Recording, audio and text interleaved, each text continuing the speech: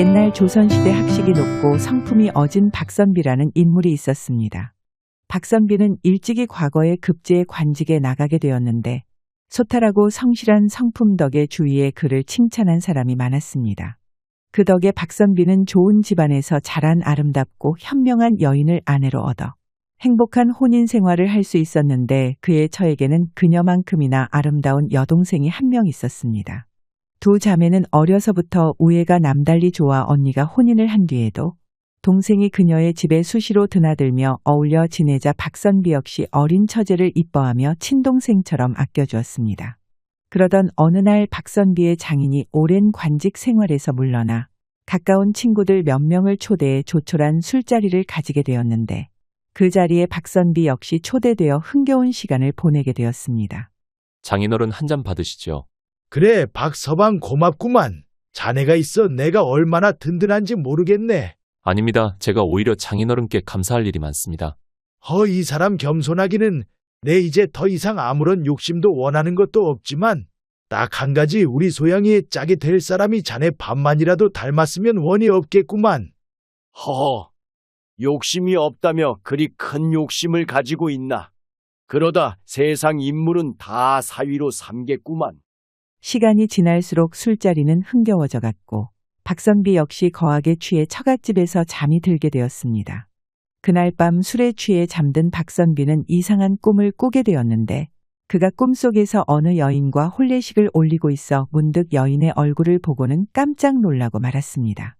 그 여인은 다름 아닌 자신의 처제였는데 신부복을 입고 화장한 그녀의 아름다운 모습에 마음이 설레어 정신을 차리지 못하다 잠에서 깨어났습니다. 무슨 이런 민망한 꿈을 꾸었는가? 어제 술을 너무 과하게 먹은 탓인가? 당분간 술을 줄여야겠군. 아침이 밝자 박선비는 처가 식구들과 마주치기 민망하여 하인을 통해 기별만 남겨둔 채 서둘러 집으로 돌아왔습니다.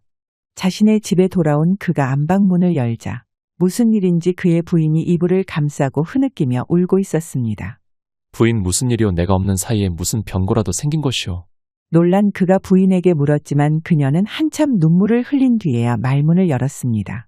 지난밤 꿈을 꾸었는데 서방님이 꿈속에서 다른 여인과 혼인하는 것을 보았어요. 내가 다른 사람과 혼인을 했다는 것이오? 네, 그런데 그 상대의 여인이 다름 아닌 제 동생 소양이었어요. 부인의 말을 들은 박선비는 순간 온몸에 소름이 돋았습니다. 지난밤 자신이 꾼 꿈을 자신의 부인이 똑같이 꾸었다니 분명히 예사일이 아니라 생각했지만 박선비는 자신의 꿈 이야기는 부인에게 일절하지 않았습니다. 그의 부인이 알았다가는 더 큰 근심에 휩싸일 것이 뻔하여 그녀를 안아주며 다독였습니다. 고작 꿈 하나 갖고 그리 슬피우는 것이오. 당신이 나와 처제를 생각하는 마음이 깊어 그런 꿈을 꾸었나 보오. 진정하시오. 죄송해요, 서방님. 꿈이 너무나 생생해서 제 마음을 주체하지 못하였네요. 박선비는 자신의 마음을 감춘 채 부인을 진정시키려 했었고 그 일이 있은 후 처제가 자신의 집에 찾아올 때마다 이런저런 핑계를 대며 그녀를 피하였습니다. 그렇게 몇 해가 지나 그 일이 잊혀질 쯤 박선비의 부인이 병을 얻어 자리에 눕게 되는 일이 생겼습니다. 처음에는 병세가 그리 심하지 않아 크게 걱정하지 않았지만 날이 갈수록 부인의 병이 깊어지자 박선비는 좋은 약과 용한 의원을 찾아 백방으로 수소문하였습니다. 서방님, 저 때문에 고생이 많으셔요. 고생이라니 그 무슨 말이오? 내 걱정은 마시고 얼른 자리를 털고 일어나시오. 네, 얼른 일어나야지요. 몸이 좋아지면 서방님께 따뜻한 밥을 차려드려야겠어요. 제 손으로 밥상을 차려드린 지가 한참 되어 그런지 많이 야위셨어요. 내 걱정은 하지 말래도 그러시오. 나는 잘 먹고 다니니 부인이 어서 나아질 생각만 하시오. 허나 두 부부의 바람과는 다르게 부인의 병은 날이 갈수록 깊어져 나중에는 사경을 헤매는 지경에까지 이르렀습니다. 서방님, 부디 제가 없더라도 자신을 잘 챙기셔요. 그리고 그녀는 세상을 떠나기 전 무엇인가 말하려고 했었지만 그만 자신의 말을 다하지 못하고 숨을 거두고 말았습니다. 부인 눈을 뜨시오. 이대로 떠나시면 나 혼자 어찌하라고 이리 가버리시오. 소연아, 제발 일어나거라. 자신의 부인이 세상을 떠나자 박선비는 너무나 큰 슬픔에 세상 모든 일이 허무하게 느껴졌습니다. 그는 관직에서 내려와 부인과의 추억이 남겨져 있는 집에서 오직 먼저 떠난 그녀를 그리워하며 틈틈이 책을 읽고 세월을 보냈습니다. 그렇게 한참이 지난 어느 날 장인과 처제가 그의 집을 방문하여 수척해진 그의 모습을 보고 가슴 아파하며 말했습니다. 박서방 어찌 이리 야위었는가? 떠난 사람은 떠난 사람이고 산 사람은 살아야 하지 않겠는가? 아무리 소연이와 정이 깊었어도 이제 그만 마음에서 놓아주시게.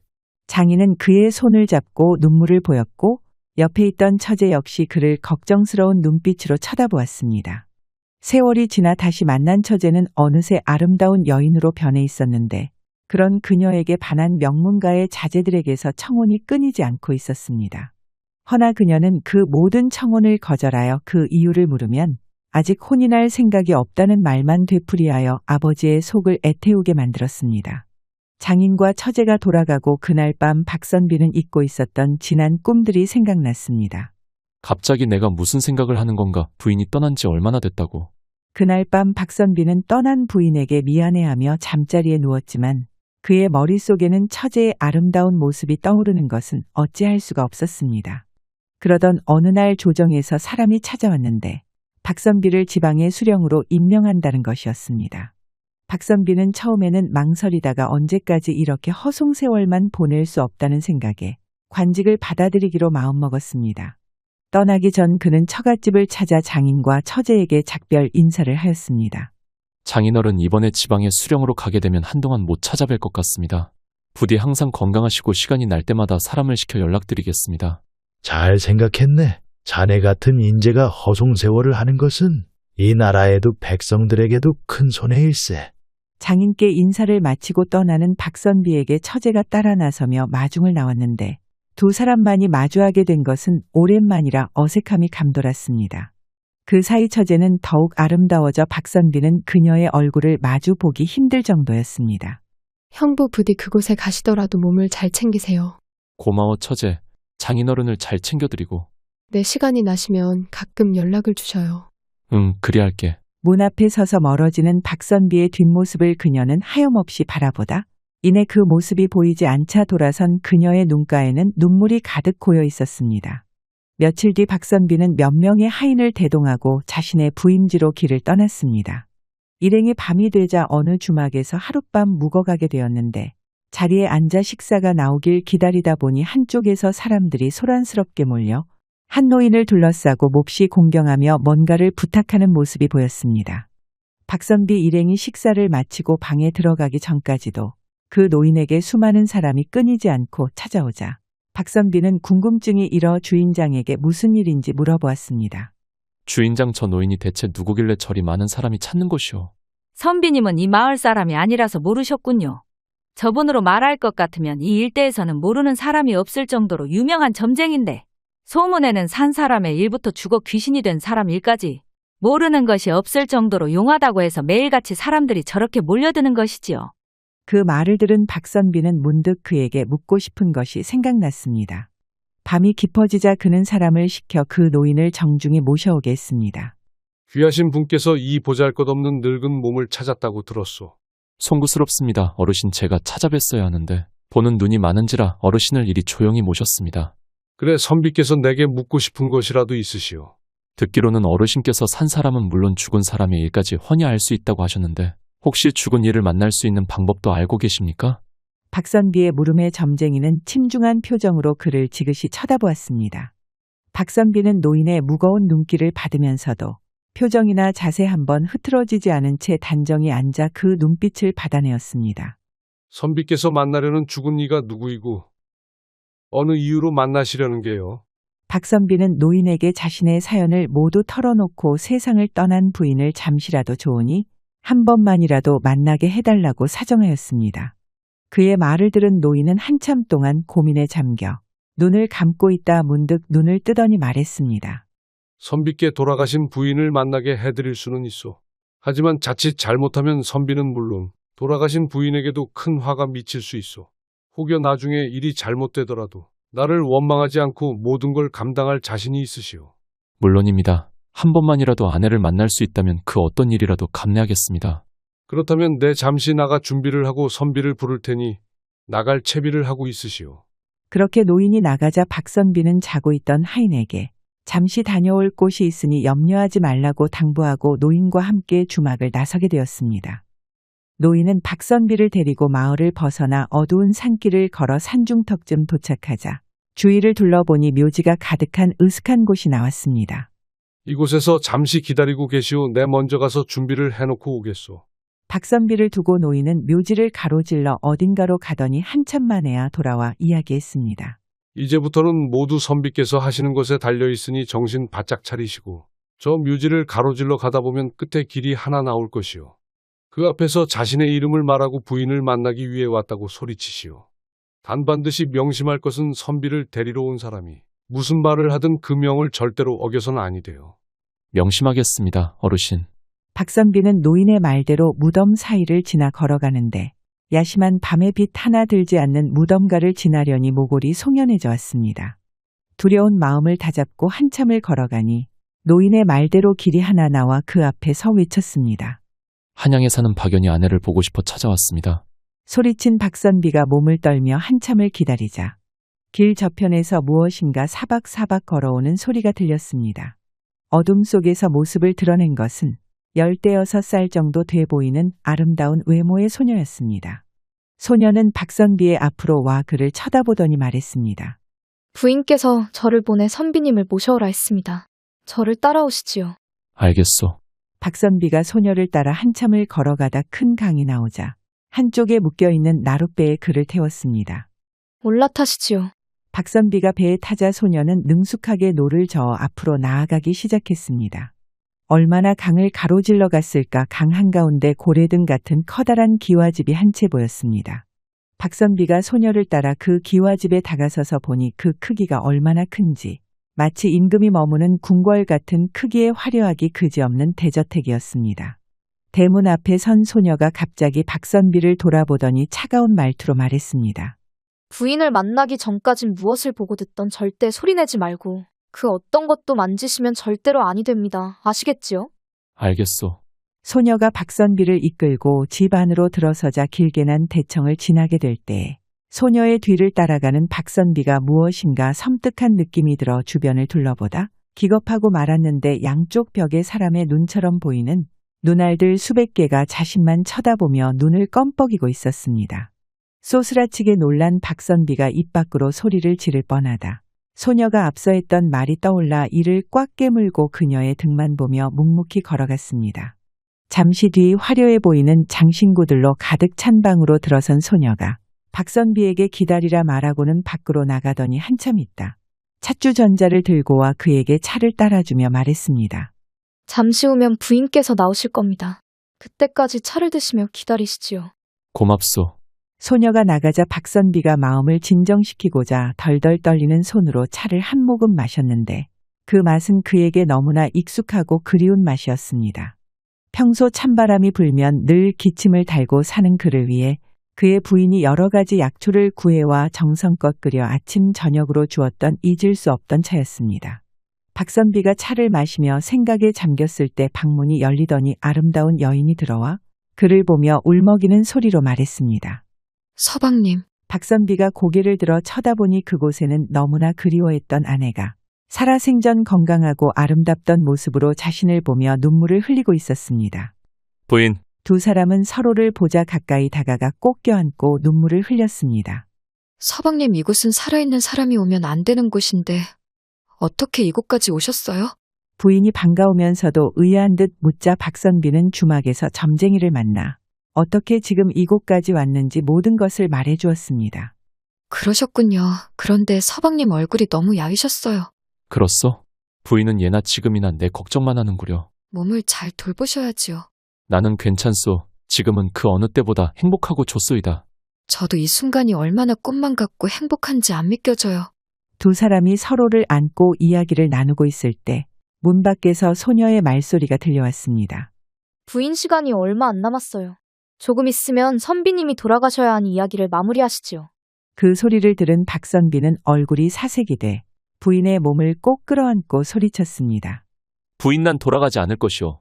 내가 당신을 얼마나 사무치게 그리워했는지 아시오. 그런데 이리 잠깐 보고 헤어지라니 그럴 수 없소. 박선비가 어린 아이처럼 떼를 쓰자 부인이 그의 손을 잡고 다독이며 말했습니다. 제가 아까 말했듯이 이곳은 산 사람이 들어와서는 안 되는 곳이에요. 서방님께서 계속 이곳에 머무르셨다가는 서방님뿐만 아니라 저까지도 큰 화를 당하게 될 것이에요. 그러니 더 늦기 전에 돌아가셔야 돼요. 그리고는 부인이 무언가 말하려다 잠시 머뭇거리더니 박선비를 보고 슬픈 표정으로 말했습니다. 서방님 돌아가시거든 소양이를 아내로 맞으셔요. 부인 갑자기 그게 무슨 소리요?